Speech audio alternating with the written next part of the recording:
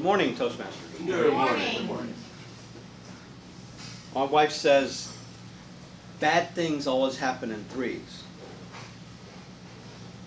I guess this story maybe falls into my least favorite genre, which is horror, but not so bad. So what do you do when things go wrong? Do you cover your head and cower? Or do you stand up and face life with determination? I'm not sure that either one of those works better than the other, but this is my story. For example, my son's car. August 17th, he could move back to USF. That's great. He loaded up his car. It was a Thursday. He put all these bags in, packed it to the gills, and he takes off from the house. He gets 2 blocks, and the light starts flashing. Not the check engine light, the fuel sensor light. The wise son that he is, who's more like his mother than his dad, because the older son, who's more like his dad, probably would have just said, the hell with it, let's keep going. But this is the wise son. He says, that doesn't look right. So he turns around, and he goes 2 blocks back home. And he calls Mom. Mom, the car light came on. Mom jumps on it. Unload everything, take it down to the dealership. So goes to the dealership. They say, it's the fuel sensor. We'll have it back to you tomorrow. Great. So tomorrow comes along. Here he goes. He loads up the car, puts all his stuff back in it. He takes off. Gets on I-4. He's going. It's going great. He passes Lakeland. He's almost to Plant City. All of a sudden, it starts slowing down, and he's mashing on the gas, and it won't go. So he had to pull over. He's in the right-hand lane, and it won't go. It's just dying.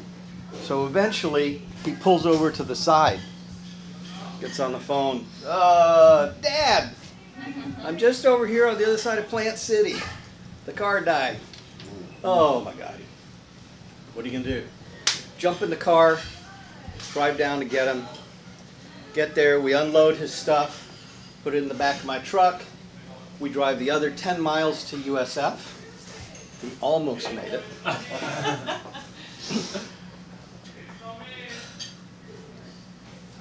We call a tow truck. The tow truck takes the vehicle back here to Orlando. The next day we drop it at the shop. They put it up on the rack. We tell them, hey, this started happening when he put cruise control on. They can't figure it out. Said, no. We changed the fuel sensor. We got to drop the tank and clean it out. Okay, whatever. So they drop the tank, they cleaned it out. They give it back to us on Saturday. I'm sorry. Later in the week. It takes a while. So the following Saturday, my wife and my son and I decide we're going to take his car, because I have to go take him his refrigerator, take the car to him in at Tampa. So my wife and son get in the car, and I'm following behind in my truck with my wife and son going down I-4. They get on I-4. They get up to speed, no problem. They pass Lee Road, no problem. They coming up to Fairbanks. He says, okay, let's try cruise control. Okay, flip it on. Uh-oh. Same thing happens. They're in the middle lane on I-4 on a Saturday. People are whizzing by them. How do we get off of here? We're at 35 miles an hour. So eventually they get off at Princeton. As soon as they pull off on Princeton, they go down to the first light, and of course the car dies right there. There was smoke coming out of the car. Not from the engine, it was from my wife's ear.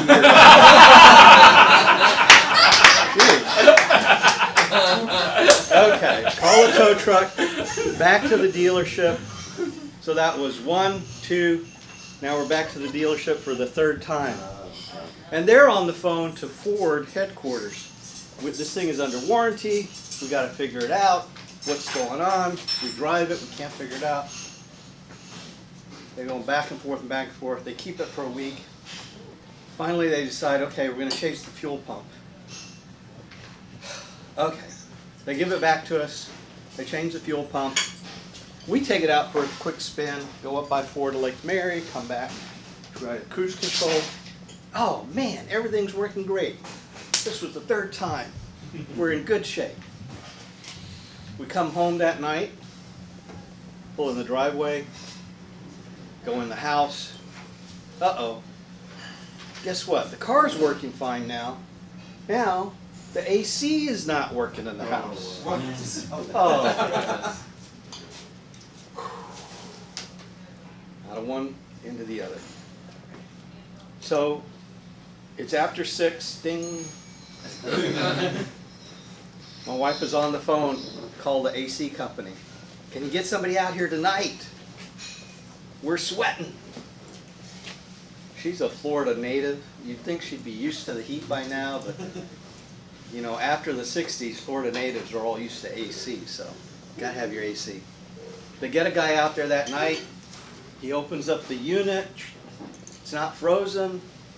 There's gas pressure. He starts poking around with his electrical instruments. Ah, I know what the problem is. The blower motor controller has shot. It's an X13. My wife says, "Oh, great. You have one of those in the back of your truck, right?" No. I'm sorry. That has to come from the factory. They have to customize it to your motor, your blower motor. But no problem. We'll get on the horn next week and we'll order it. Next week. Wait. Today's Friday, September 1st. Next week, the earliest we can call is Tuesday. Oh, yes. Okay. All right. It's okay. We are prepared here in Florida. I actually have 2 window AC units. We'll just plug those babies in, and we'll have at least 2 rooms that are cool. Tuesday comes around. My wife's on the phone. Okay, have you ordered the part yet? Yes, Mrs. Salazar, we're working on it. We've talked to the factory. They can order the part, but the soonest it can get here will be, as soon as they can ship it is either Thursday, which means it'll be here Friday. Friday, September 8th. No deliveries on Friday, September 8th, because Irma's coming. Okay. We have our AC units. Long story short, Irma comes and goes. We got to wait a week till we get power back. No sense trying to fix it. The blower motor controller comes in. The guy comes out. He pulls it out, puts the blower motor controller on. I'm sorry, pulls the blower out. Says, I got to get it off the shaft in order to get the, you can't. The shaft is corroded. Okay, we got to order a new motor. Be back next week. Another week goes by.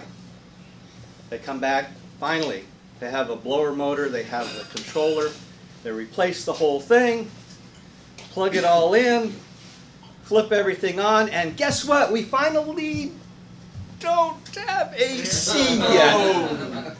For about 5 minutes. He says, no, these things are all electrical. It takes 5 minutes, it's got to reset. So we're flipping switches and checking things. Finally, after 5 minutes, we turn it all back on. Yes, finally, AC.